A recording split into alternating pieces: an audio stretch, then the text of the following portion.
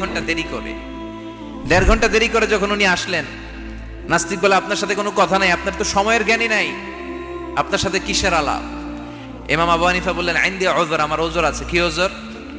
তিনি বললেন আমি যখন ঘর থেকে বেরোই আমার বাড়ির সামনে বিশাল এক নদী পড়ে যায়, আর এই নদী পেরোতে আমার নৌকা ব্যবহার করতে হয়। আজকে এসে দেখি নৌকাও নাই, মাঝিও নাই, কিচ্ছু নাই, কিভাবে পার হবো? হঠাৎ দেখলাম নদীর পাশে বিশাল বড় গাছ, গাছটা হঠাৎ এমনি এমনি 2 টুকরা হয়ে গেল, গাছ থেকে বিশাল কাঠের তক্তা বের হয়ে গেল, তক্তাগুলো অটোমেটিক্যালি জোড়া লেগে নৌকা হয়ে গেল। এই নৌকা মাঝি ছাড়া সা করে আমার সামনে চলে এলো, আমি নৌকায় বিসমিল্লাহ বলে বসে পড়লাম। হঠাৎ নৌকা আমারে টান দিয়ে ওপারে নিয়ে এলো, তারপর আমি আপনার এই ময়দানে ছুটে এসেছি। এই যে গাছ কাটা, তক্তা হওয়া, নৌকা হওয়া, মাঝি ছাড়া চলা, এই প্রসেসিং হতে আমার 2 ঘন্টার সময় লেগেছে। I am extremely sorry for that. নাস্তিক বলে